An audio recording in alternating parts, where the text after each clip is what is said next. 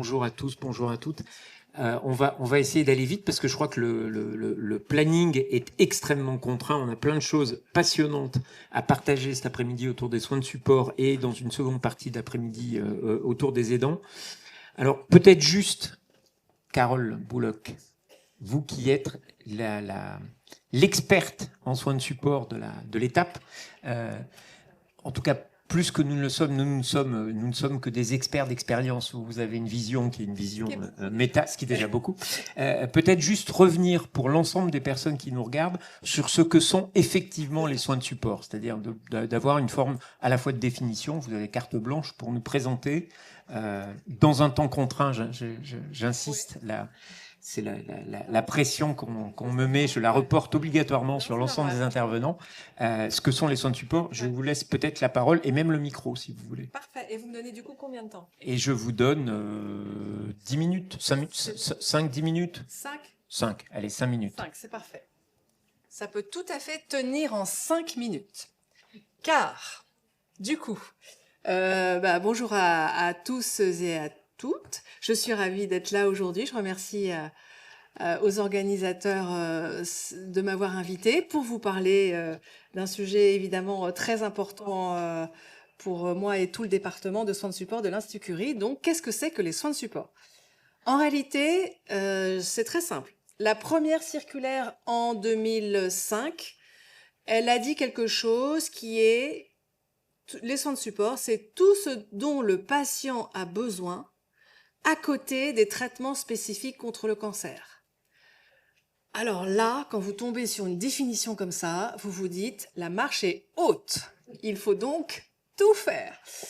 Et je dirais que c'est la force et la faiblesse des soins de support parce qu'à l'évidence, du coup, quasiment c'est toute la médecine. En fait, répondre aux besoins des patients, ça devrait être la préoccupation de toute la médecine. C'est le bon sens fait que les médecins et les paramédicaux doivent répondre aux besoins des patients.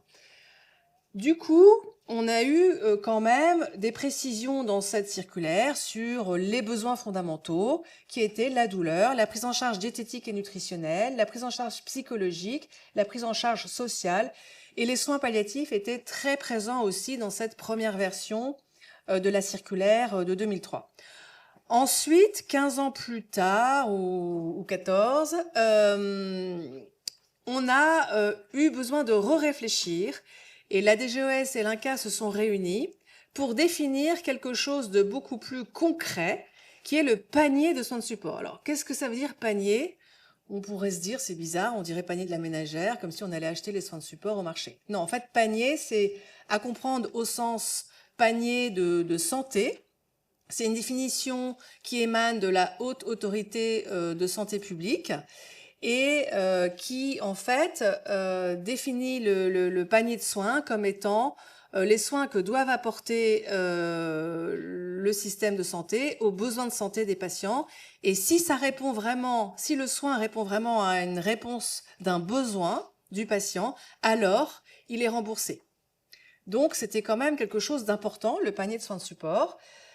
Du coup, ce panier de soins de support en 2017 a rajouté précisément et concrètement aux soins de support l'activité physique, l'hygiène de vie et donc essentiellement la lutte contre les addictions alcool, tabac par exemple, le soutien psychologique des proches et des aidants dont on parle beaucoup en ce moment, dont on sait l'importance pour être soutenant auprès des patients, le soutien pour la préservation de la fertilité pour les femmes jeunes et le soutien aux difficultés dans la vie intime et sexuelle.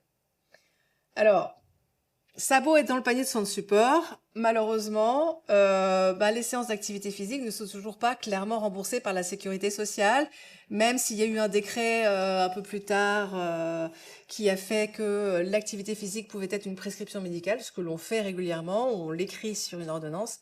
Pour autant, il n'y a pas d'acte dans la T2A, là, dans notre classification, et on peut toujours pas rembourser. J'attire votre attention sur le fait que l'INCa vient de publier en 2024 un livret spécifique pour les patients sur les soins de support.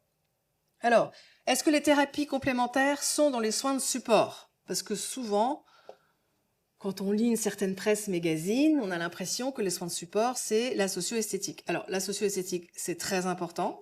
Ce n'est toujours pas officiellement dans le panier de soins de support. On y travaille. L'INCa va réévaluer régulièrement à l'aube d'épreuves d'évaluation médicale l'intérêt de les faire rentrer dans le panier de soins de support, mais pour l'instant, ça n'y est pas. Ni l'acupuncture, ni la phytothérapie et la naturopathie, ni l'homéopathie. Et quelles sont les difficultés du coup avec les thérapies complémentaires? C'est qu'il n'y a pas de tarification à l'acte, donc il y a des problèmes d'inégalité d'accès. C'est parce qu'il peut y avoir des risques de dérive sectaire. Si on passe de la notion de thérapie complémentaire à approche alternative, ça veut dire alternative au traitement du cancer, donc là, évidemment, on est contre. Et c'est dans l'univers, je ne veux pas du tout critiquer la naturopathe, mais c'est quand même souvent dans cet univers-là qu'on peut tomber sur ce genre de choses. Et la phytothérapie, le problème, c'est que c'est pas comme l'homéopathie, c'est de l'eau et du sucre parce que c'est tellement dilué qu'il n'y a pas d'interaction médicamenteuse. La phytothérapie, il faut absolument signaler à votre oncologue, à l'oncologue qui prend en charge, il faut que le patient signale ce qu'il prend en phytothérapie pour qu'il y ait une consultation avec le pharmacien afin de vérifier l'absence d'interaction médicamenteuse entre le produit et les traitements du cancer. Donc, tout ça pour vous dire, et j'arrive à la fin pour rassurer Laure, sur mon temps, que à l'Institut Curie, qu'est-ce que nous avons voulu faire ces derniers temps pour promouvoir les soins de support? Eh bien, c'est non seulement de mettre en place un repérage systématique des besoins avec une grille de repérage telle que l'INCa le recommande, mais aussi d'aller vers un parcours de sensibilisation immédiate dès le début du parcours sur notamment toutes les thématiques sur lesquelles on peut agir de manière préventive. Et j'entends par là l'activité physique. Il ne faut pas attendre d'être dénutri pour mettre en place une hygiène alimentaire et une activité physique afin d'avoir une bonne condition physique. J'entends par là l'éducation thérapeutique et j'ai 2 de mes collègues qui pilotent cette extraordinaire unité que nous avons la chance d'avoir à l'Institut Curie qui offre aux patients la possibilité de faire des parcours d'éducation thérapeutique sur tous les thèmes, beaucoup de thèmes et ceux qui sont utiles aux patients. Et après avoir fait un bilan éducatif partagé. Et enfin, tout ça, on y ajoute aussi maintenant la question de la vie professionnelle, parce que dès le début de la maladie, il faut réfléchir, on va en reparler plus tard je crois, mais à comment on gère les activités de travail, le mi-temps thérapeutique, les réaménagements de poste, enfin c'est quelque chose qu'il faut aborder vite et ne pas attendre qu'on soit coincé. Et tout ça est relayé par notre maison des patients. Donc notre livret de soins de support vient de sortir en 2 tomes. Les soins de support préventifs, les soins de support ressources quand on est en difficulté, les espaces patients, vous l'avez dit, l'empowerment, on s'en va, voilà. Grille de repérage des besoins de soins de support, c'est nouveau, on le met en place.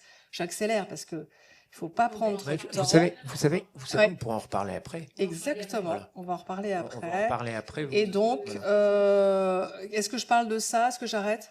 Moi, je vous propose, je vous propose peut-être là, on a une vision, et merci beaucoup parce que c'était extrêmement clair et extrêmement précis.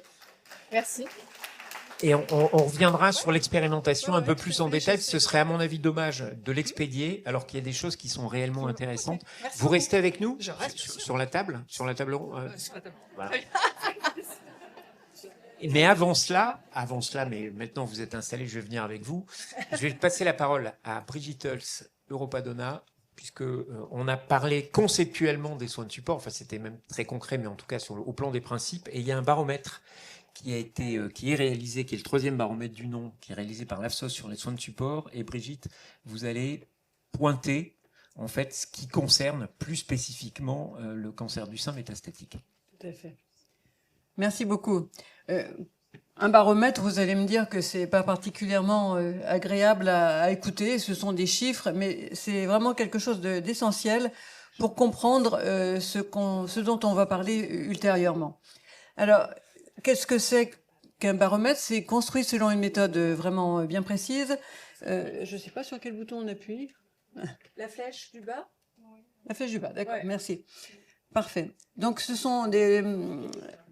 D'accord. 23 établissements français qui ont participé en... Non. Donc en fait, c'est Voilà, c'est ça. à droite. Merci.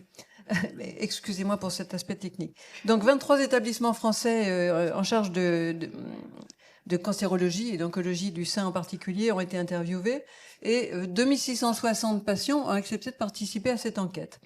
Donc c'est un échantillon quand même important et qui est très intéressant à garder en mémoire. Ce ne sont pas quelques patients par-ci par-là.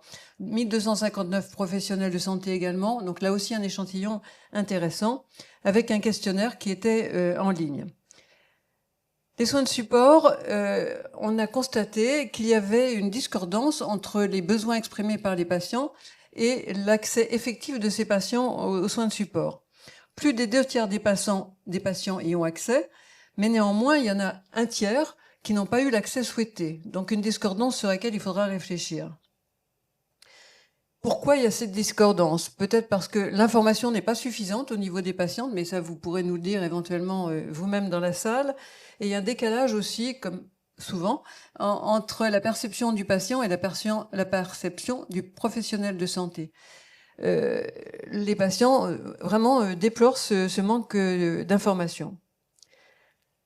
Alors, les soins de support, comme ça a été dit tout à l'heure, peuvent être proposés à différents moments du parcours de soins. Ça peut être fait au moment de l'annonce du diagnostic, où c'est vraiment très très important. Et dans ces cas-là, c'est dans 50% des cas qu'ils ont été proposés.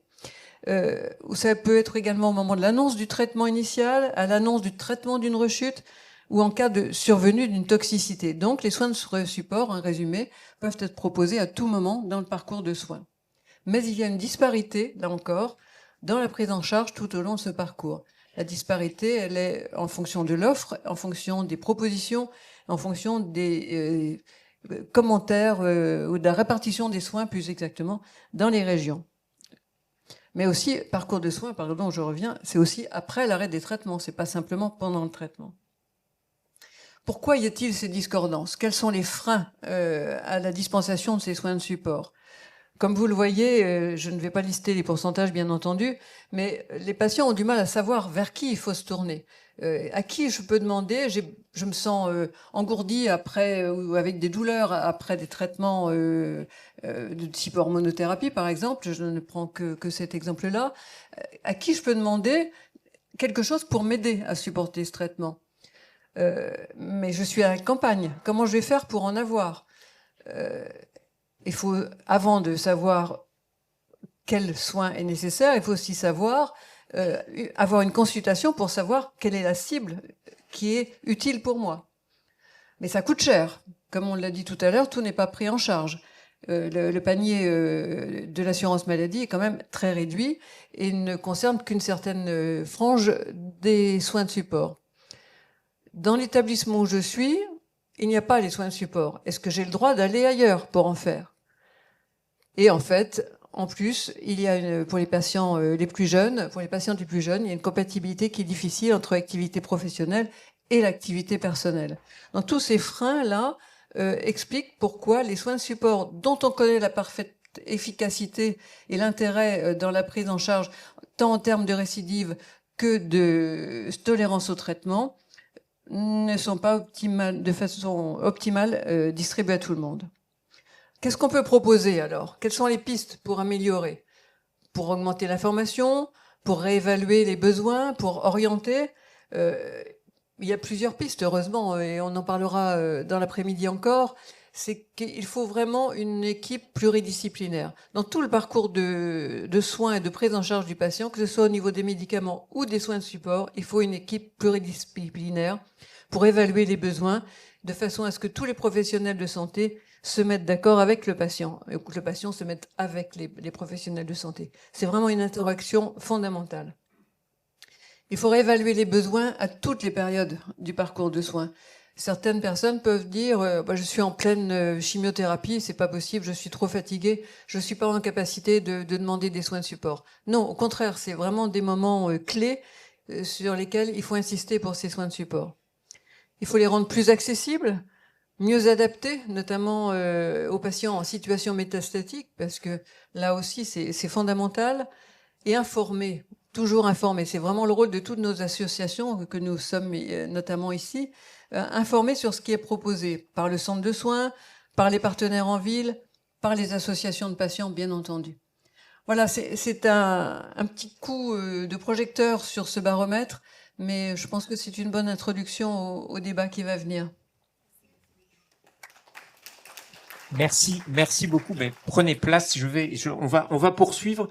Alors, pour que l'après-midi soit la plus interactive, utile possible, il y a plusieurs mots qui ont été prononcés. On a évoqué l'idée d'informer, donc derrière de faire comprendre, et l'idée d'accessibilité, c'est-à-dire comment est-ce qu'on y accède. Et on a essayé de créer une session avec des intervenants qui vont se prêter de bonne grâce à l'exercice, et que j'appelle maintenant, et qui vont évoquer avec vous, puisqu'il y a la possibilité et de poser des questions dans la salle, mais aussi en ligne, et ensuite aussi sur la table ronde, qui vont évoquer les différents types de soins de support. Alors évidemment, il ne s'agit pas d'être exhaustif, ce ne sera pas du tout le cas. Alors donc, nous avons Benoît Brial, Catherine Adlertal, Dr Bollock. Merci d'être resté avec nous parce que vous allez nous servir de fil rouge, figurez-vous. On va faire appel à vous très régulièrement durant cet après-midi. Laure Guéraud-Acola, Carole Berthou et Brigitte Hulse, mais que désormais tout le monde connaît puisque vous êtes déjà intervenus. On va juste essayer de travailler sur 3 dimensions qui sont finalement pas très éloignées de la définition que vous nous avez donnée. On s'est dit, ce serait sans doute intéressant de raisonner sur 3 types de besoins, et n'hésitez pas à, j'allais dire, pas forcément à les corriger, mais en tout cas à les compléter, qui s'inspirent de la définition de l'OMS s'agissant de la santé, puisqu'elle définit l'état de santé comme un état de complet bien-être physique, psychique et social, et non l'absence de maladie ou d'infirmité. Donc on a essayé d'organiser en fait cette table ronde autour de ces 3 besoins que sont les besoins physiques, sociaux et psychologiques. Et donc on va peut-être démarrer dans un ordre qui est plutôt le besoin, on va dire, physique. On a identifié certains aspects, et je vois que Catherine, vous allez voir pourquoi ça nous fait sourire. On avait identifié 3 grands types de choses possibles. Il y avait tout ce qui procédait de la diététique, la nutrition, tout ce qui procédait de l'activité physique adaptée, et aussi tout ce qui pouvait procéder de la sexualité, ce qui pouvait prêter... D'une certaine façon, il y avait là une combinaison entre l'activité physique et la sexualité sur les besoins physiques qui nous faisait beaucoup sourire, mais qui est aujourd'hui un vrai sujet. Alors, voilà, par rapport à ces besoins qui sont aujourd'hui des besoins plutôt physiques, je peux vous entendre. Donc, je ne sais pas, peut-être Catherine, on peut peut-être démarrer avec vous. L'activité physique adaptée ? Non, sur les besoins, sur les différents besoins. De patients tels qu'aujourd'hui elles peuvent venir vous voir, et comment est-ce qu'aujourd'hui on peut y répondre. Voilà. Je vais vous donner le mien comme ça. Alors bonjour à toutes et à tous. Merci beaucoup de nous recevoir. Alors, moi, par rapport à ce qui a été dit tout à l'heure, je suis tout à fait d'accord évidemment.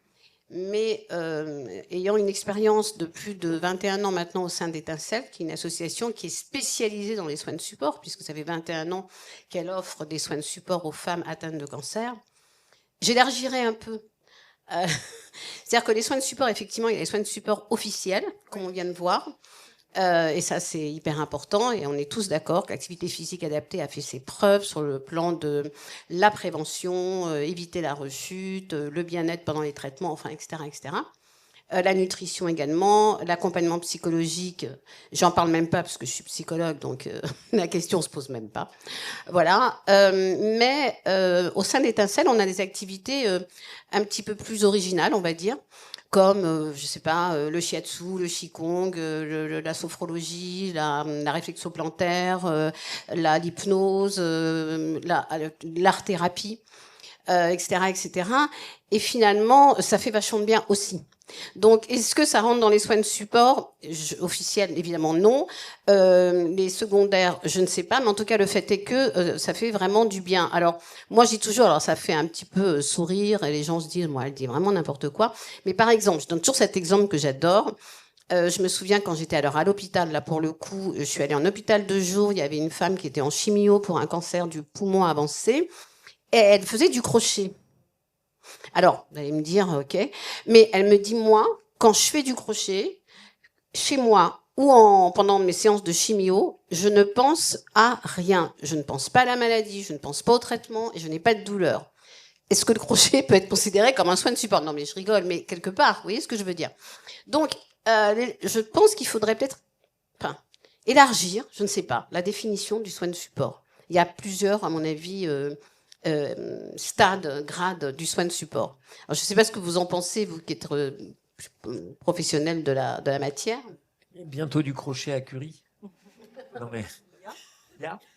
Ah oui, elle n'est pas là. Hein, voilà, tu me confirmes, il y a des séances de crochet avec Sandrine Barlier.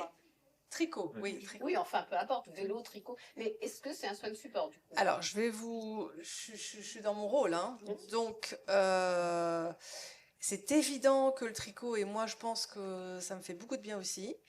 Mais le problème, c'est est-ce que la sécurité sociale doit rembourser les séances de tricot?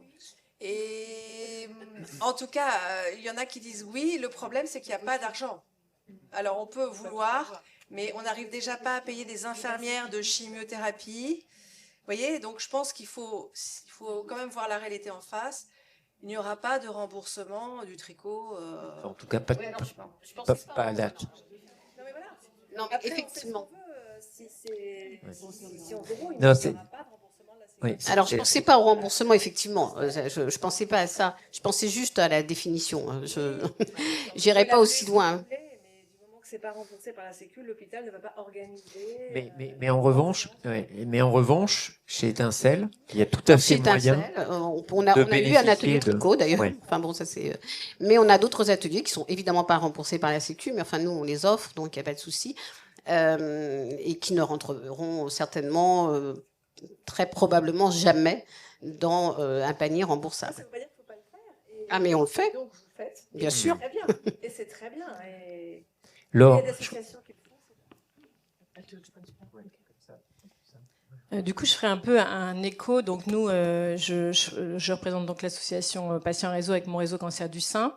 Et je dirais peut-être me faire écho en particulier des échanges des patientes, entre guillemets, méta, puisqu'on a un groupe qui s'appelle les méta, et où il y a des échanges et des rencontres en ligne régulièrement. Et ce qui ressort quand même, c'est, sur ce côté physique, c'est en fait très sérieux. On vit, toutes ces personnes vivent avec des traitements au long cours, avec des effets indésirables, ça a été noté ce matin, qui sont loin d'être nuls. Et c'est parfois difficile de se sentir bien. Et je crois que c'est très important déjà de savoir, ça a été noté, enfin moi c'est une des choses que je trouve intéressantes du baromètre, c'est de dire c'est bien d'avoir un flyer, mais en fait on ne sait pas toujours comment actionner et quand est-ce qu'il faut demander. Et la difficulté dans la maladie métastatique, c'est que c'est pas forcément juste au moment où on annonce tiens vous avez une métastase et on va démarrer un traitement. Parfois c'est dans 6 mois, c'est dans 1 an, c'est dans 2 ans, parce que les tendons avec les traitements, on a mal là, etc. Donc en fait il y a déjà la bonne évaluation des besoins et la réévaluation des besoins, et donc une écoute des patientes. Et des patients. Ça, c'est quelque chose qu'il faut garder en tête, c'est que écouter les besoins en soins de support, c'est loin d'être une évidence pour repositionner des propositions. Pour donner, donc, sur tout ce qui est activité physique, je n'entrerai pas dans les différents détails, donc nous, on propose juste de marcher. Mais là, dans les questions en ligne, il y avait une personne qui disait moi, le fait d'avoir eu quelques séances proposées par l'hôpital, encadrées, où je suis en sécurité, parce que j'ai peur avec mes métastases osseuses de savoir si je vais pas me faire mal, ça me remet le pied à l'étrier et après, je peux continuer en association, par exemple, ou en ligne, etc. Donc, il y a aussi cette notion des choses qu'on peut démarrer dans le centre pour être sûr que c'est adapté à notre situation et après, éventuellement, continuer, parce qu'on ne peut pas tout avoir, j'allais dire, proposé dans le centre, c'est difficile d'y accéder et il n'y a pas assez de place pour tout le monde. Enfin, il y a vraiment ce sujet. Mais je trouve que l'idée d'être déclencheur pour mettre en place des choses, c'est important. L'autre exemple que je prendrais par rapport au physique, sans aller jusqu'à tout ce qui est intimité, que tu feras beaucoup mieux, c'est typiquement les ateliers de socio-esthétique, maquillage, ça sert entre guillemets à rien. Les patientes, elles savent se maquiller ou elles se maquillent pas, elles vont pas changer. Par contre, il y a un inconfort majeur de la peau, déshydratation, sécheresse, grattage, enfin des choses comme ça. Et du coup, on dirait il faut d'autres types de propositions d'ateliers qui sont pas forcément autour de j'ai plus de cils, etc. Donc plutôt le confort de la peau, parce que sinon on dort plus, on se sent pas bien. Et qui sont toujours pas remboursés, hein, les crèmes, etc. Oui, mais il y a des propositions plus accessibles aussi que d'autres, et il y a surtout des techniques, des choses à éviter aussi. Et il y a aussi des propositions associatives en relais qui peuvent se faire. Voilà. Merci. Brigitte. Oui. Allez, non, hop, voilà. Ce qui est très intéressant aussi dans ce baromètre, c'est la discordance de perception entre les professionnels de santé et les patientes. Parce que toute la matinée, on a beaucoup parlé de la maladie métastatique en particulier, puisque c'est notre journée sur le sujet, mais on n'a pas beaucoup parlé des malades, finalement, des patientes. Or, cette information, elle contribue à la prise en considération de la patiente. Et si elle sait qu'elle a le droit de dire, que la patiente a le droit de dire je me sens pas bien, j'ai besoin d'une aide, mais de quoi puis-je avoir besoin? Si elles savent que ça existe, si elles savent que à n'importe quel moment de la maladie, elles ont le droit de dire je ne vais pas bien, j'ai besoin de quelque chose, ce serait déjà très important. Très bien. Oui, je voulais ajouter que c'est vrai qu'il y avait un petit problème d'information. Voilà, ça rejoint ce que vous disiez sur si je sais que ça existe, je vais aller vers.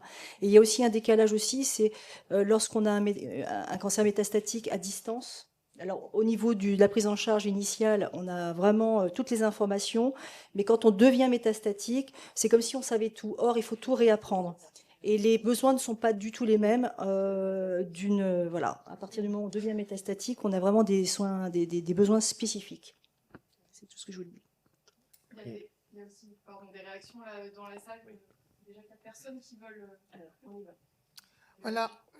Moi, en fait, j'ai été attentive à... Oui, pardon. J'ai été attentive à la présentation de l'étude, là, le baromètre, et vous avez dit quelque chose d'assez intéressant, enfin très intéressant plutôt, c'est la dichotomie entre les attentes des patients et les réponses, dans le milieu hospitalier ou même associatif.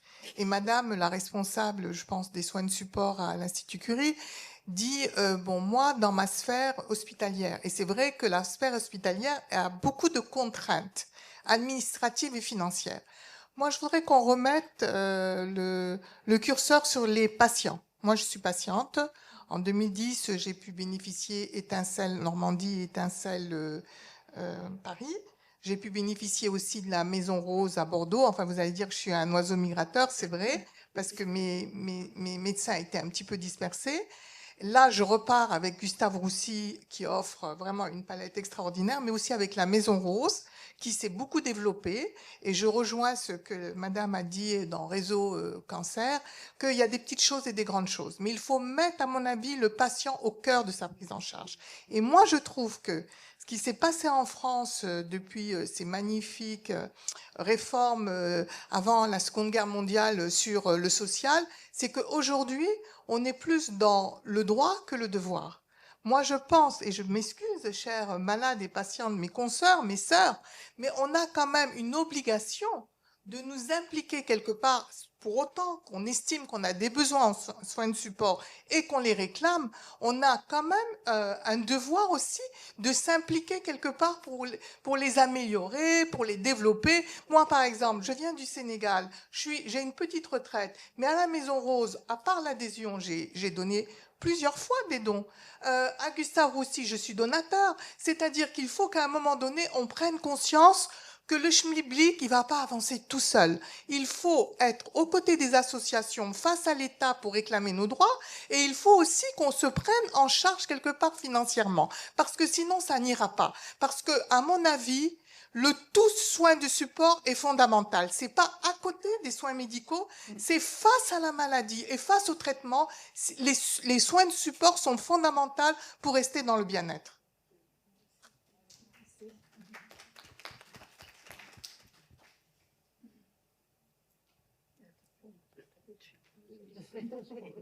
Merci pour tout ce que vous avez dit. Moi, à 2 reprises, vous avez prononcé cette phrase.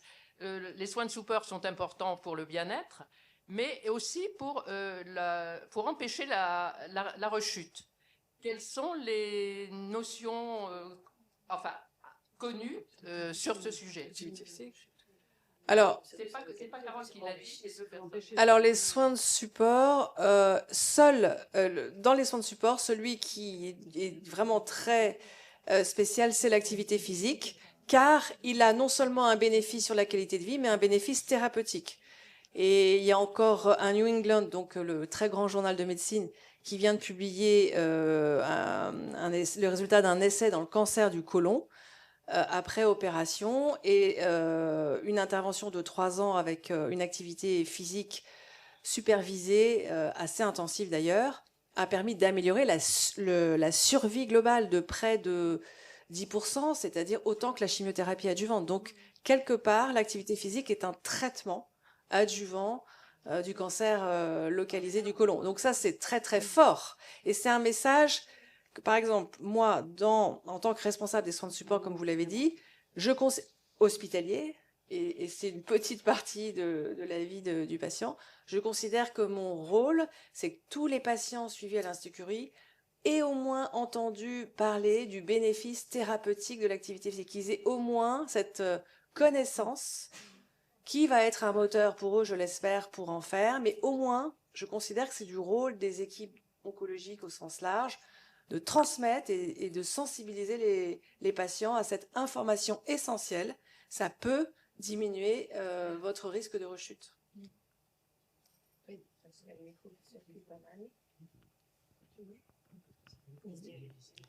Oui, bonjour. Donc moi, je suis Olivia Bria, je fais partie de l'association Mon Réseau Cancer du Sein.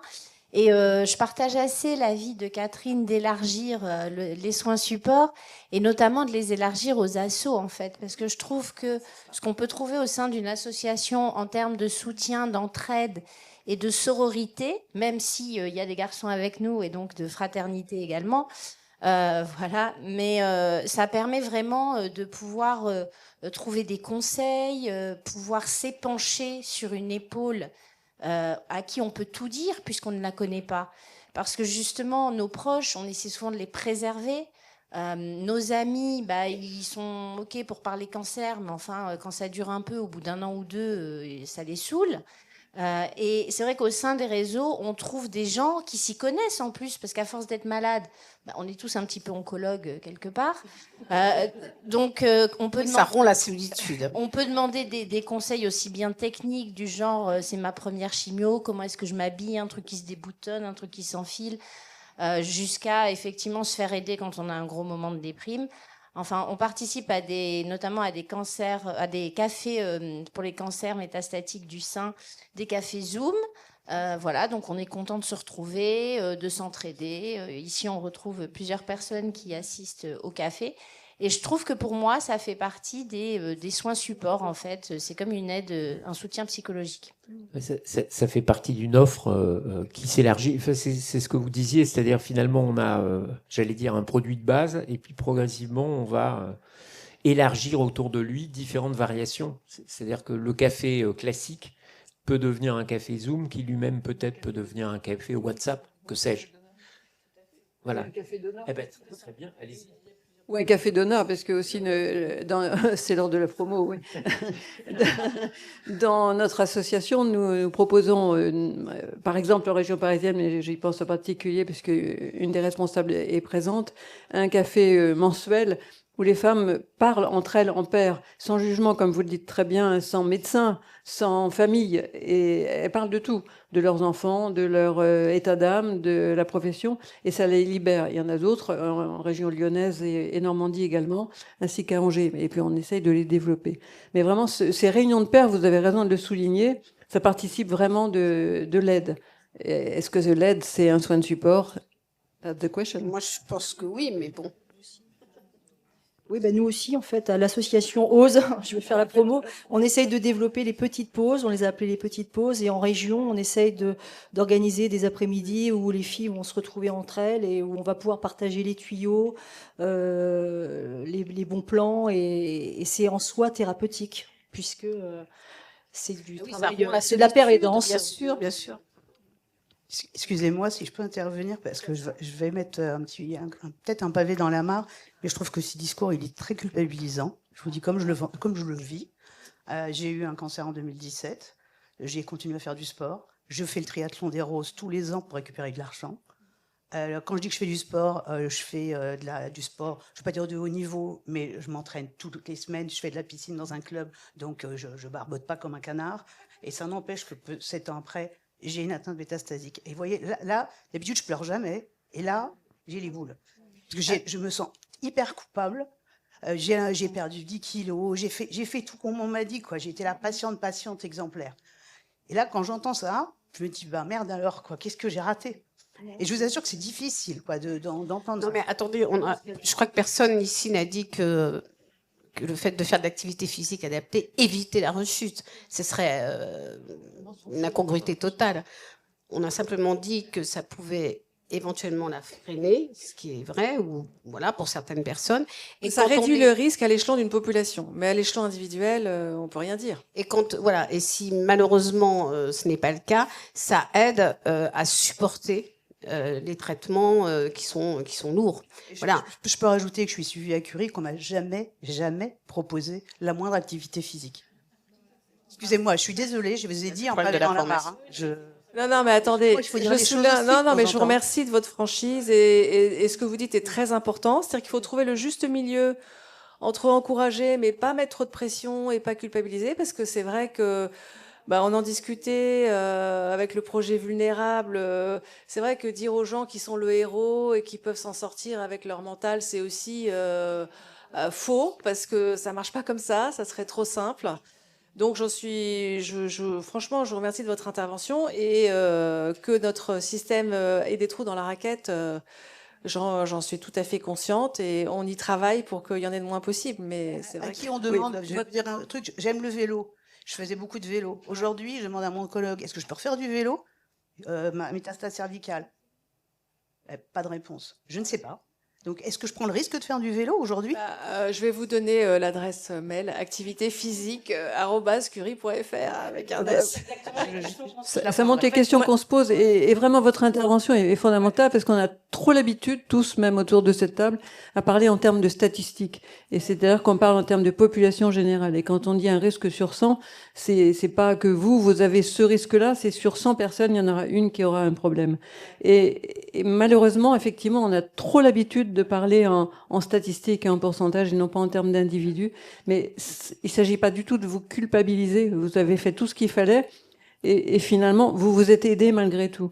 Mais surtout pas de culpabilité, vous êtes assez meurtri comme ça. Non, mais c'est vraiment du cas par cas. Hein. Donc, on ne peut pas faire une généralité, effectivement. Enfin, moi, personnellement, je ne parle pas de statistiques. D'abord, j'ai horreur des chiffres, puis j'y connais rien, puis je ne les connais pas. Donc, c'est vraiment du cas par cas. Hein. Oui, mais en fait, typiquement par rapport à ce fameux baromètre, moi, il y a quand même un chiffre que je trouve extrêmement important, c'est que dans les plus de 2000 personnes qui ont répondu, il y a que le pourcentage des personnes qui ont une évaluation de soins de support en situation de rechute de la maladie, c'est 21%.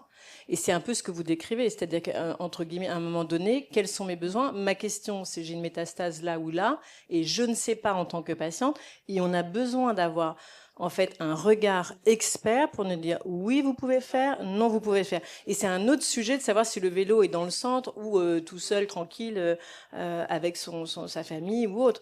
Mais en fait on a besoin du regard expert et c'est ça qui manque. Et c'est vraiment quelque chose, je pense, où cette journée de la maladie métastatique, elle a permis de faire bouger quelques lignes en termes d'annonce de la maladie, etc.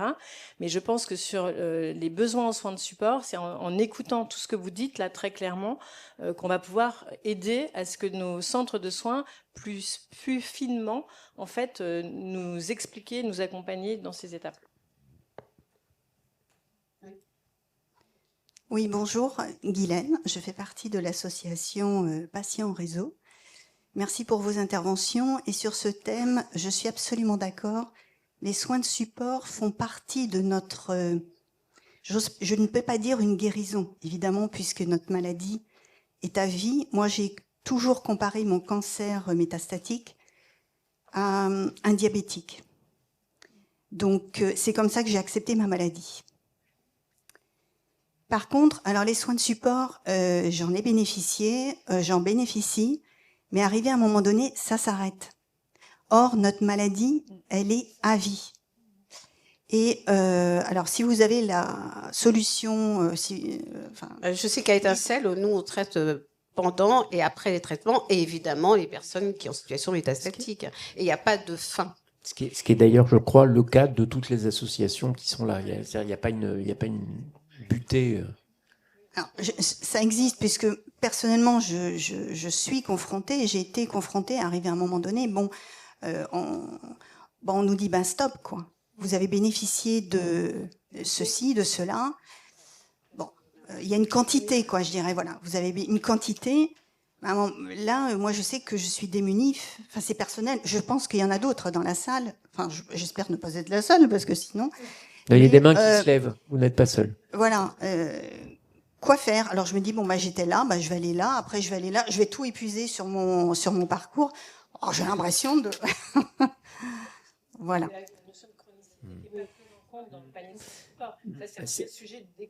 Mais c'est un sujet économique et c'est même un sujet de société, puisqu'on est dans une société qui n'est pas habituée à la chronicité, puisqu'elle la découvre. Il y a 15 ans, la question de la chronicité ne se posait pas. Donc il y a forcément un temps, ne serait-ce que, j'imagine, qui est aussi ce qu'on voit sur le plan du travail.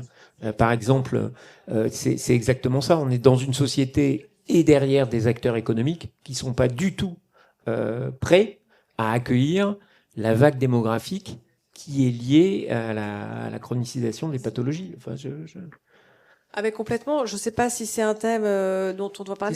La vie professionnelle, on peut. On peut en parler, on peut même, parce que là, on a pas mal parlé de tout ce qui était activité physique. Je pense qu'on a fait peut-être un peu le tour. Peut-être qu'on peut revenir à quelque chose de l'ordre du plus social. Oui, c'est la difficulté. En effet, quand les cancers métastatiques avaient, statistiquement parlant, une espérance de vie beaucoup plus courte, en effet, on n'avait pas on n'était jamais en fin de droit. Grâce au progrès thérapeutique, et fort heureusement, c'est le cas dans beaucoup de cancers, la maladie métastatique se chronicise et sur des années, du coup, on arrive à une situation de fin de droit qui peut mettre la personne en sérieuse difficulté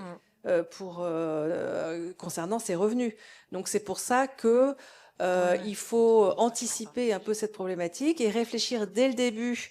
On essaye maintenant de mettre en place, mais c'est quelque chose de tout à fait nouveau, de mettre en place une consultation avec un médecin spécialisé dans ces questions de la vie professionnelle pour réfléchir à est-ce qu'on doit être systématiquement en arrêt de travail quand on reçoit des traitements contre le cancer?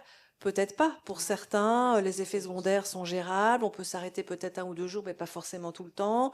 Et du coup, ça permet de reprendre une vie professionnelle qui parfois est source de satisfaction parce qu'on aime son travail et qu'on a des collègues sympathiques. Et on gardera les 3 ans disponibles pour un arrêt de travail au moment où la situation médicale sera un peu plus compliquée. Donc, c'est une réflexion sur le long terme. Vie professionnelle, arrêt de travail, travail partiel ou réaménagement des conditions de travail pour pouvoir retravailler ou réorientation professionnelle. Toutes ces questions-là, on essaye de les amener avant que le problème de la limitation de fin de droit arrive. Qui est un sujet, Benoît, peut-être, qu'on peut aborder. Et avant, on a une question dans la salle, donc... Oui, bonjour. Oui. Moi, je voulais rebondir et merci de m'avoir donné la parole et la personne, ceux qui ont demandé la parole, vous l'aurez, c'est parce qu'il y avait un lien, c'était pour insister sur cet état de fait. Je vais vous donner rapporter un propos parce qu'il illustre bien. Un jour, j'étais 7 ans donc sur première ligne de traitement, histoire médicale formidable, très bien. Et les médecins, donc je suis à Curie, je le précise, les médecins, moi je m'agaçais de ça, non seulement pour moi mais pour mes sœurs, c'est-à-dire en disant mais attendez, nous on est là, on est peut-être la première, la deuxième génération de patients, mais on est là et il n'y a rien qui est fait en dehors de Curie, de tous les centres. Et merci beaucoup les associations parce que sans vous, je pense que beaucoup de patientes seraient dans des états psychologiques et sociaux dont je ne parlerai pas. Bref.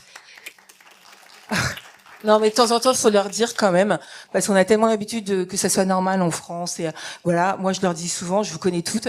Et oui, madame, ce qui va arriver, et je fais partie de ces patientes, et on est de plus en plus nombreuses, c'est que au bout du bout, qu'est-ce qu'on fait quand on a un cancer métastatique? Et parce que c'est le cumul du handicap, et parce que on est là et limite finalement, par exemple sur le milieu du travail, on va finir par devoir s'excuser d'être encore vivante. Je vous assure que malheureusement, je suis triste de le dire ici, c'est bien ce qui se passe.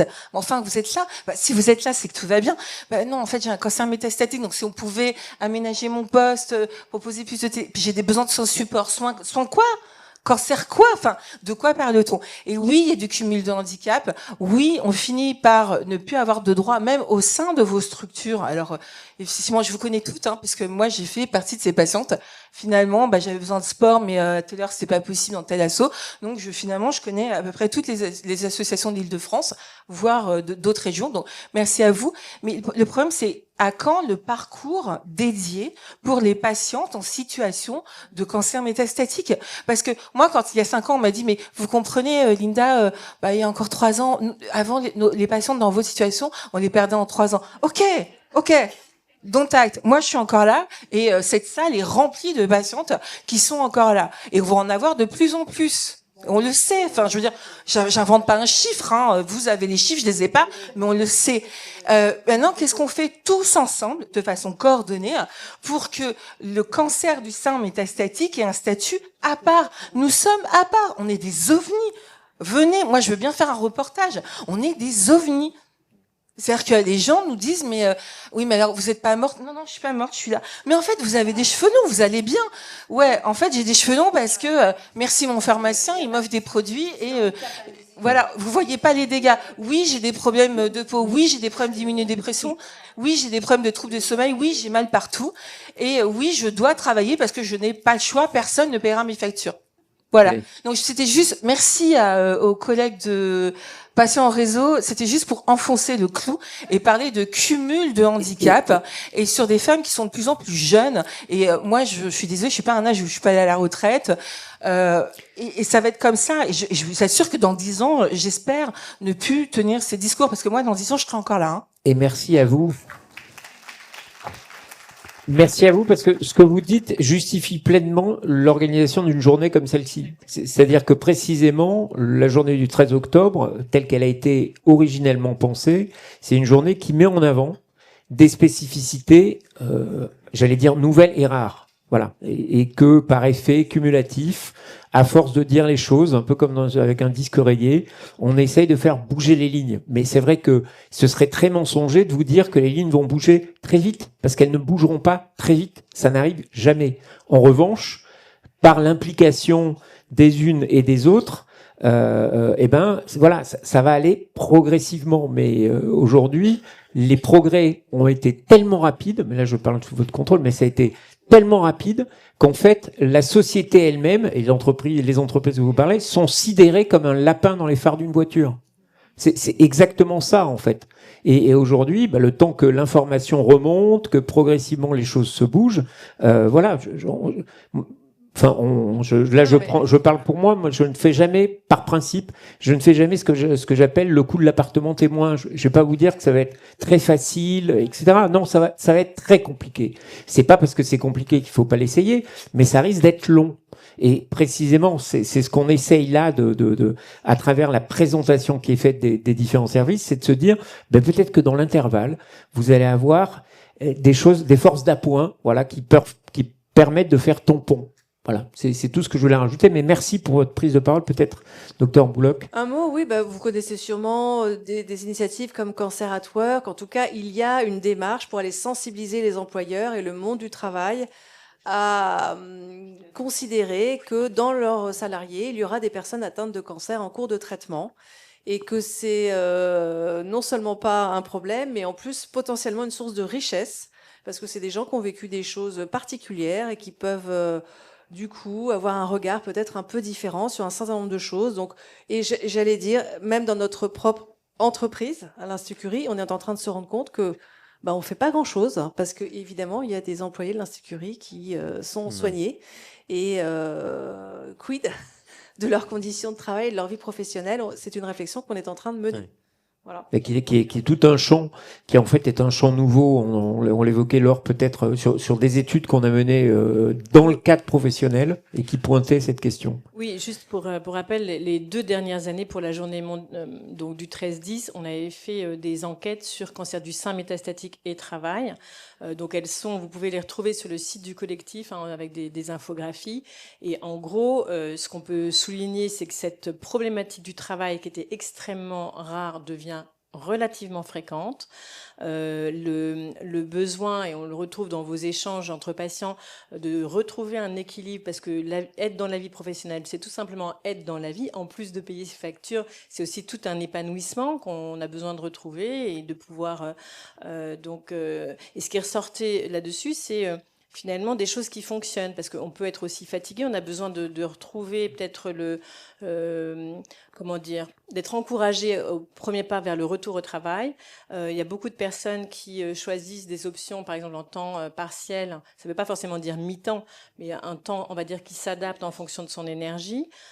Ça peut permettre de faire des soins de support en parallèle ou se reposer en parallèle et pourquoi pas reprendre plus après.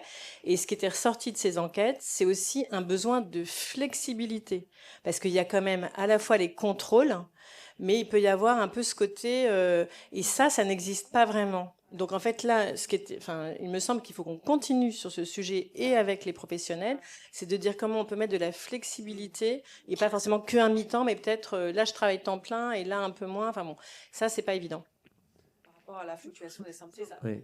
Et le sujet, on y reviendra notamment sous l'angle des aidants tout à l'heure, sur l'idée des compétences qui est aujourd'hui le plus renseigné sur le sujet. Mais peut-être précisément, donc Benoît Brial, juriste santé, où Benoît exerce en tant que coach. Alors oui. Et vous m'entendez bien là ? Et voilà. Et la question du travail qui est... tous et à toutes. Oui, qui est la question du travail qui, me semble-t-il, assez régulièrement revient. Alors oui, les... effectivement, c'est une thématique qui revient souvent. Je voulais rebondir aussi sur le côté crochet. Finalement, mon activité, c'est un peu plus près. Ouais. Mon activité au sein de Jury Santé, je suis coach professionnel. Ça peut peut-être vous parler ou pas, mais c'est un peu du crochet psychique. L'objectif, il n'est pas thérapeutique. Les effets peuvent l'être.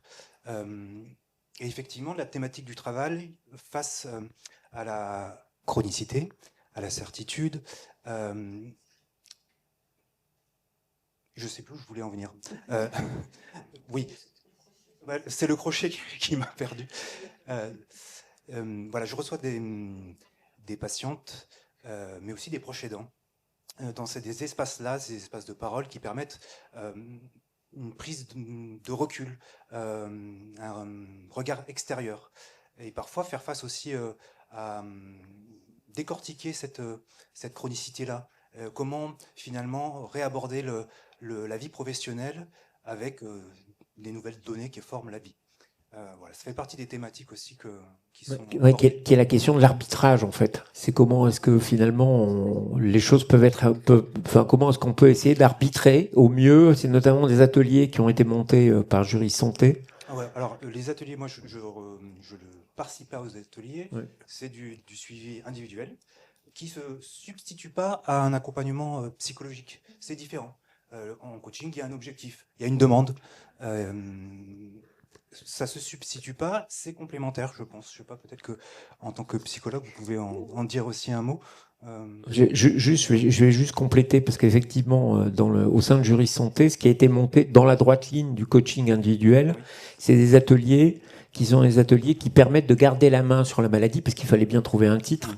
Et l'idée étant de partir du principe que, de toute façon, on ne pourra pas occuper toutes les surfaces de jeu. C'est-à-dire qu'on va pas pouvoir indéfiniment espérer et travailler pleinement, être pleinement à sa vie sociale, être pleinement, parce que tout simplement, à un moment, la maladie, le traitement amène un certain nombre de contraintes telles que vous pouviez les décrire, et donc un certain nombre de handicaps.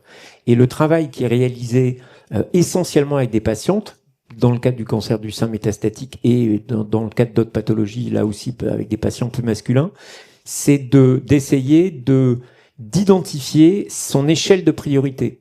Et donc de ressortir de ce genre d'atelier avec des outils très pratiques qui permettent en permanence de pouvoir ajuster sa position en fonction et de ses envies, bien sûr, de sa volonté, mais aussi de ses contraintes. Et donc derrière, de ressortir avec ce que, si on était un peu joueur, on appellerait sa propre échelle de renoncement. Mais elle est intime et elle est propre à chacun. Mais en revanche, les outils qui sont partagés à cette occasion, très simples d'accès et très faciles d'appropriation, sont complètement adaptés à l'ensemble des patients et des patientes. Juste un petit complément avant, si vous permettez. Un autre élément important que vous faites très bien à Jury Santé, c'est informer sur les droits administratifs en termes législatifs, en termes d'invalidité, en termes d'accès aux assurances. Et ça aussi, c'est fondamental. C'est vraiment des soins de support aussi. Tout à fait, tout à fait. Eh ben, merci, parce que c'est exactement ce dont je voulais parler. J'ai bien fait de parler avant. Alors, pardon, je voulais pas du tout vous interrompre. Je voulais rebondir sur Madame, que je comprends tout à fait. Moi, j'ai travaillé pour une marque de sport. Donc, j'étais végétarienne, etc. Donc, je vous comprends complètement. On se dit, pourquoi moi? Il n'y a pas de cancer dans ma famille, etc. Blablabla. Et comment? Et c'est ce que m'a dit le docteur de la loge, parce que j'ai la chance d'être suivie par Suzette de la loge. Et elle m'a dit, c'est multifactoriel, environnemental, etc., etc. Et en fait, ce que je voulais appuyer, c'est l'importance des associations, a fortiori pour nous, Stade 4. On est quand même très, très nombreuses. Et effectivement, si dans ma vie de jeune maman, si j'avais pas fait la démarche d'aller vers vous, c'est vrai que les oncologues, à Gustave Roussy, ça va à 100 à l'heure, entre les TEP scans, les injections de machin, la radiologie interventionnelle, tatati tatata, sincèrement, j'aurais jamais entendu parler de vous. Si je n'avais pas fait cette démarche, je pense que vous n'êtes pas périphérique. Vous êtes nécessaire. Vous êtes des intervenants, j'ai envie de dire, au même titre que l'oncologue. Mais sans vous, moi j'aurais pété un plomb depuis longtemps, quoi. On a besoin de pas se sentir seul et on a besoin d'être épaulé. Là, franchement, ce matin, avant que ça commence, j'ai raccroché avec la CPAM. Mais sincèrement, je vous le dis, c'est très cru ce que je vais dire. Et je vais encore pleurer. Je me suis dit, c'est pas possible d'être dans une telle maltraitance. Ils veulent que je meure ou quoi? Mais sincèrement, j'ai un traitement, j'ai 3 thérapies ciblées. C'est un truc un peu innovant qui est pas dans les référentiels, etc. Bon, c'est arrivé comme ça. Et du coup, c'est un peu la Rolls-Royce. Merci, docteur de la loge. Ça me permet de vivre bien. Ça coûte très, très cher à la communauté. Et sincèrement, je me suis dit, mais j'ai perdu des droits en reprenant mon travail. En revenant au travail en mi-temps thérapeutique, je perçois moins qu'en étant en arrêt complet. Sans compter que les 3 ans d'arrêt qui nous sont offerts, etc., c'est en comptant le mi-temps thérapeutique. Ça rallonge pas, ça. Donc, du coup, le fait qu'il y ait des associations qui proposent d'être soutenues à plein de niveaux, c'est hyper important. Moi, je pensais gagner en qualité de vie en reprenant mon travail. En étant dans la vie, je suis quand même cadre sup depuis 20 ans, donc je peux vous dire que j'ai cotisé un max. Et là, je gagne 12 € par jour. Enfin, c'est fou. Juste parce qu'ils n'ont pas envie de faire un bon calcul. Voilà, je suis désolée, j'en ai plein la tête, quoi. Je suis tellement énervée. Merci. Mais c'est effectivement les appels le type d'appel qu'on reçoit en fait chez Jury Santé voilà. Mais après, de façon extrêmement honnête, on reçoit beaucoup d'appels et après le problème qui se pose, mais je pense qu'on le dira peut-être dans un tour final, c'est juste comment est-ce qu'on absorbe l'ensemble des appels. C'est-à-dire que chaque année, on a 9000 personnes. Donc, il y a mécaniquement, on peut avoir un problème. Après, on peut penser qu'on peut industrialiser les choses, mais voilà, c'est pas satisfaisant pour les uns et les autres. Voilà. Et c'est ça qui, en fait, Eh ben, ça, on est d'accord, mais nous, déjà, on s'occupe de répondre aux appels. On ne va pas en plus s'occuper de l'administration. Mais tu évoques les assistantes sociales. On en forme des assistantes sociales. On fait des ateliers de formation des assistantes sociales avec l'idée que finalement, un peu ce qu'on se disait tout à l'heure, où on va aller vers davantage de proximité, eh ben, on va essayer d'aller là où sont finalement les patientes. Peut-être une dernière question, et après, je vais vous laisser. Je précise juste que comme on doit rendre la salle, enfin l'antenne dans pas longtemps et qu'on a en plus les aidants à parler, et que le docteur doit... Et à 16h, il faut qu'on laisse la place. Et le docteur a d'autres choses à nous présenter pour l'Institut Curie. On prend votre question, on y répond très vite. On fait un dernier tour sur, de votre point de vue, s'il y a des aspects psychologiques ou autres.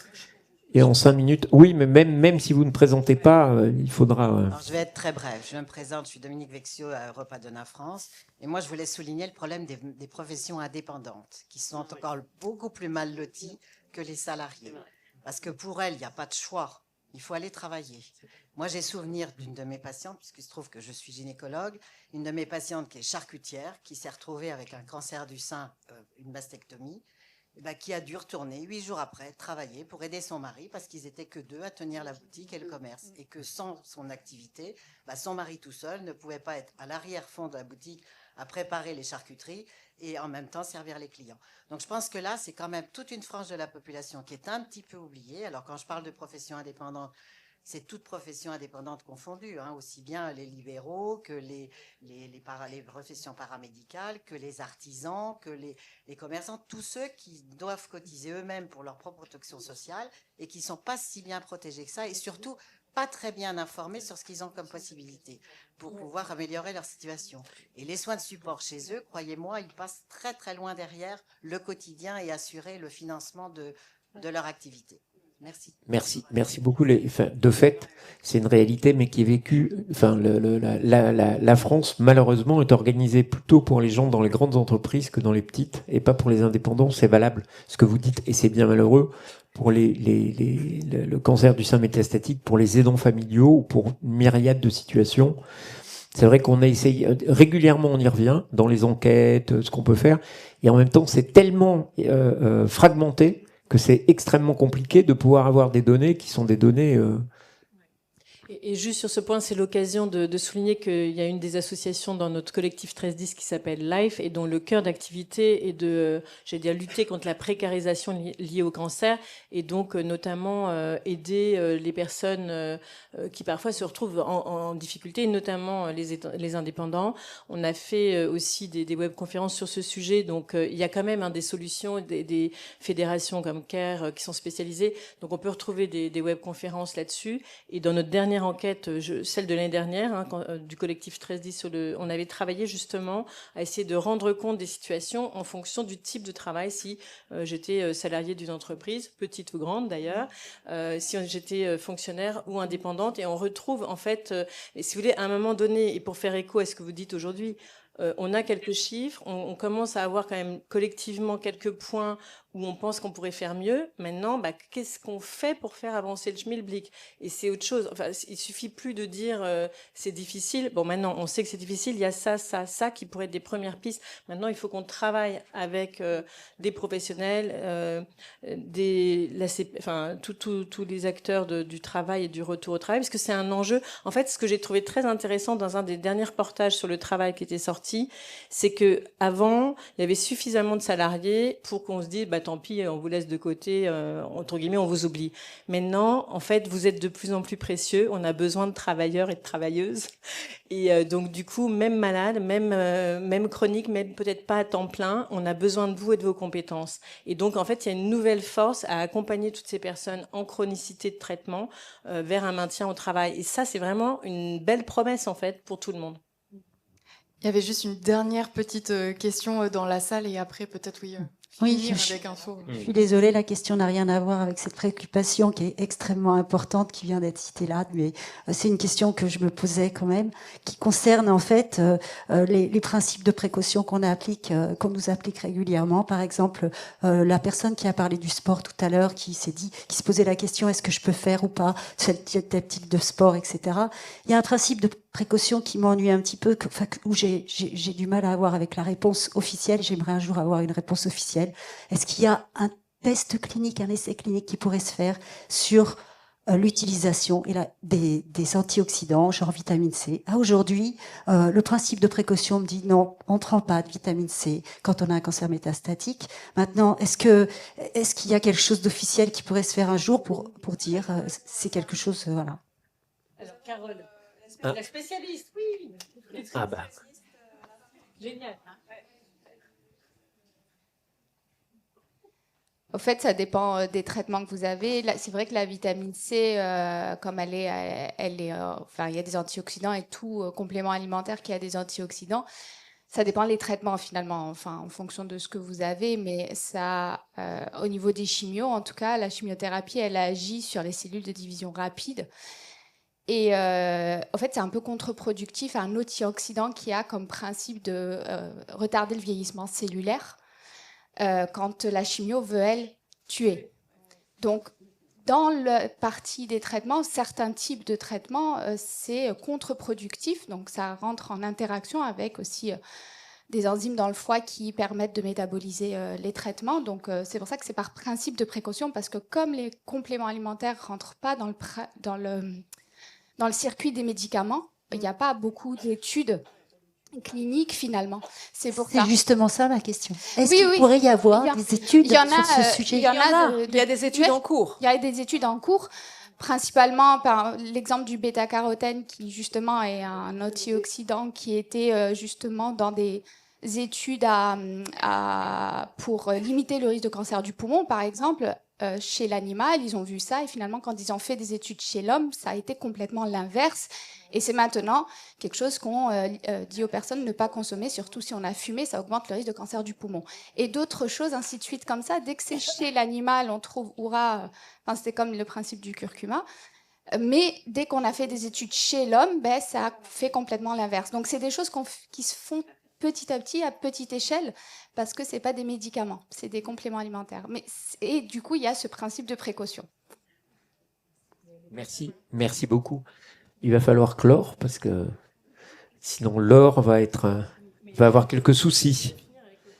Bah, très bien, ben, je fais juste un dernier petit tour de table, moi, donc tu peux le commencer. Oui, parce qu'il y avait un pilier en fait social. Vous l'avez dit combien c'était utile aussi de pas se sentir seul dans cette situation. Et je voulais juste rebondir sur le fait que dans nos associations, on peut parler de maladies, de traitements, de sport et de choses comme ça, mais on peut aussi, vous parliez d'art-thérapie tout à l'heure, faire des choses qui font du bien. Et donc nous, on est une association en ligne, Mon Réseau Cancer, mais on a des groupes qui n'ont rien à voir avec la maladie, et notamment avec des gens qui ont des talents de fou. Notamment, vous voyez, là, j'ai eu un cadeau d'un magnifique petit bonnet au crochet. Et donc, en fait, les personnes peuvent, quel que soit leur lieu de vie, partager leurs trucs. Alors, les tricoteuses, les crocheteuses, les scrapbookeuses, enfin voilà. Et c'est pour dire aussi que de se retrouver dans des activités, ça fait du bien. Donc, même si on n'en est pas retrouvé tout de suite du travail, en fait, de faire des choses de ses mains, d'être contente de ce qu'on a fait, de sa création de fleurs ou autre, ça fait du bien. Voilà, c'était juste un clin d'œil sur ce côté un peu social, de se sentir comprise aussi dans ce qu'on traverse et de faire des choses ensemble. Oui, je rebondis sur ce que tu disais. Je rebondissais sur ce que tu disais, car c'est vrai que des fois, on peut avoir droit à quelques soins de support, et c'est quelque chose qui peut réactiver des ressources qu'on avait à l'intérieur et qui étaient complètement endormies, et après, à nouveau, on se sent capable de faire des choses. Donc oui, il y a de gros travail à faire. La société doit prendre en charge beaucoup plus de choses. Il y a une telle disparité entre l'offre et la demande de soins de support. Mais le simple fait déjà de pouvoir avoir accès à quelques soins de support, après, permet de rebondir. Et il peut y avoir un avant et un après. Oui, moi je voulais vous remercier parce que j'ai trouvé que vos interventions étaient vraiment très sincères et très, très engagées, et c'est très utile ce partage d'expérience. Et j'ai entendu que le plus important, c'est que vous puissiez être entendu, et que au moment où vous aviez besoin de quelque chose, quelqu'un puisse vous tendre une main. Et c'est exactement comme ça qu'on travaille. Là, on vient finalement, je me dis, moi, en tant que responsable de soins de support, le plus important, c'est de former les oncologues et les soignants à bien savoir entendre et repérer les besoins de soins de support et savoir quoi répondre. Parce que Si nous, on fait nos soins de support, mais que l'infirmière qui pose la chimiothérapie, elle n'est pas au courant, bah, ça passe pas. Il y a quelque chose qui bloque. Donc, on essaye vraiment de se dire, bah, c'est quand même avant tout une question d'échange humain. Il faut que vous puissiez exprimer et être entendu et être écouté et qu'on puisse vous proposer la bonne réponse à ce que vous exprimez. Donc, on continue à travailler dans ce sens. Merci beaucoup. Moi, je ne sais plus trop quoi dire, hein, parce que vous avez résumé tout ce que j'ai envie de dire, donc c'est parfait. Non, tout simplement, effectivement, il ne faut pas hésiter à vous informer de ce qui existe, parce qu'il existe des choses, et bon, parfois l'information n'est pas toujours bien donnée dans les hôpitaux et dans les lieux de soins, mais il existe plein de choses. Bon, on n'a pas parlé d'un sujet qui me tient à cœur, mais on n'a pas le temps, mais c'est pas grave, c'est la sexualité, hein, voilà. Une après-midi entière, mais je vais en faire une, ne vous inquiétez pas. Donc, par exemple, ne pas hésiter à en parler, parce que sinon, on vous en parlera pas forcément. Donc, c'est peut-être aussi aux patients de dire, écoutez, il y a un truc qui est pas normal, j'ai des troubles sexuels, moi, depuis les traitements. C'est quand même extrêmement important, parce que c'est un peu à double punition, si en plus vous avez des problèmes de couple, voilà. Mais bon, on n'a plus le temps, donc ce sera pour un autre jour. Et il y a des solutions. Alors oui, moi je dis toujours, j'ai deux nouvelles, une bonne et une mauvaise. La bonne, c'est qu'il y a des solutions. La mauvaise, c'est qu'il n'y a pas de solution miracle. Voilà. Et voilà. Et merci à tous et à toutes d'être là, bien sûr. Et voilà. Et je pense qu'on a bien résumé tout ce qu'on avait envie de dire, donc c'est parfait. J'aurais pas grand-chose de plus à rajouter non plus. Beaucoup de choses ont été dites. Alors je voilà, parler plus près du micro. Merci d'être là aussi, d'être présente et présent. Voilà.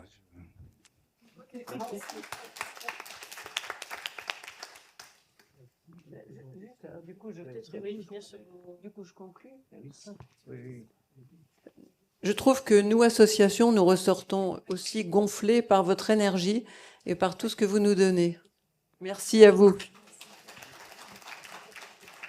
Merci beaucoup. Peut-être juste là où on est, Curie, parce que je crois que ça intéresse aussi pas mal de participantes dans la salle. Alors, à l'Institut Curie, si vous êtes en cours de traitement, dès le début du parcours, vous pouvez déjà aller rencontrer Sandrine Marlier, accompagnatrice en santé, à l'espace des patients qui se trouve au 25 rue d'Ulm, donc en face de l'hôpital. Ensuite, si un oncologue vous a dit qu'il fallait faire de l'activité physique et que vous avez besoin d'aide pour mettre le pied à l'étrier, car Laure, tu l'as souligné, notre mission c'est aussi de faire des programmes starter sur 2-3 mois pour avoir un coach en enseignant en activité physique qui fait un bilan de conditions physiques, qui repère vos limitations et qui vous montre la voie pour mettre en place l'activité physique. Donc il faut écrire à activité physique avec un S à activité physique @curie.fr.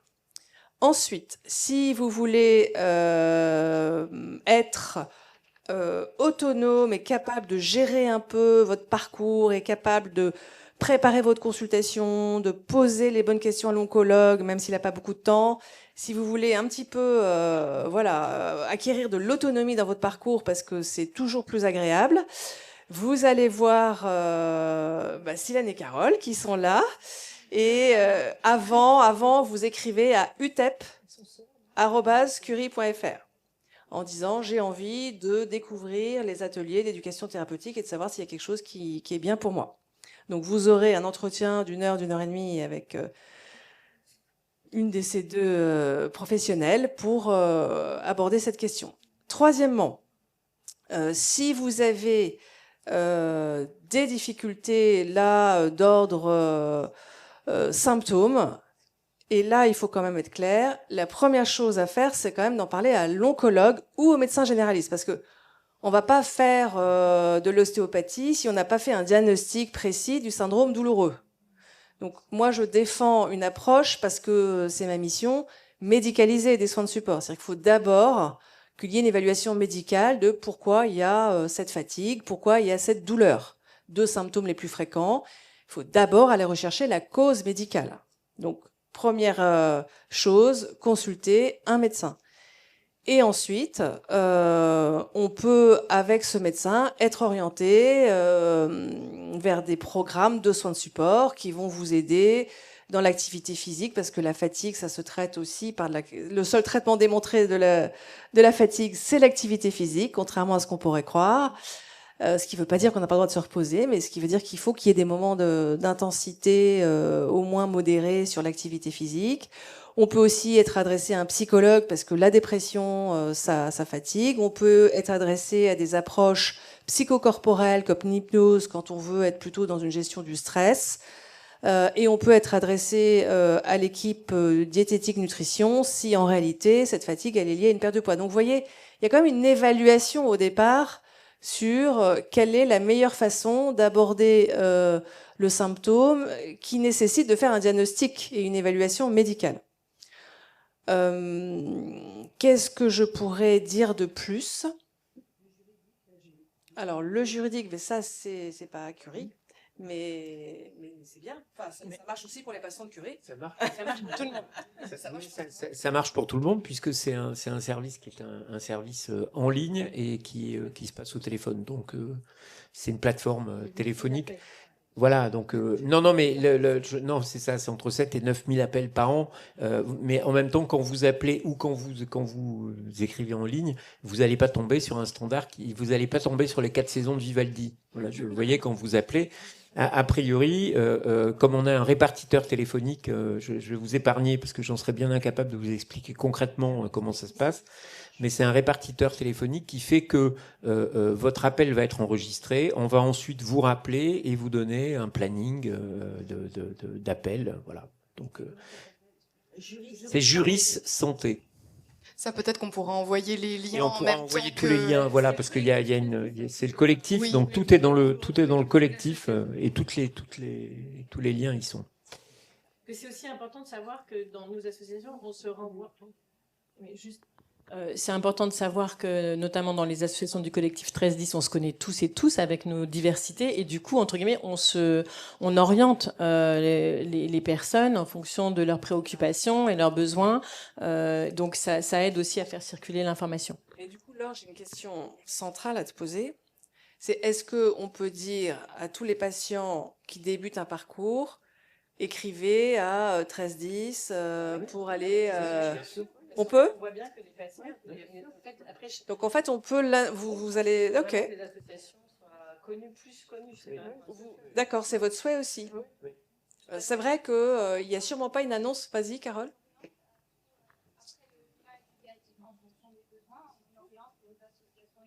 Ouais. Oui, mais toi, tu le fais bien, mais peut-être que. Ok. Ok, mais on peut quand même faire auprès des oncologues, parce que je pense que quand même l'oncologue est quand même la personne centrale, donc ça serait bien aussi qu'il y ait une information de leur côté. Ok, ben j'enregistre. Merci.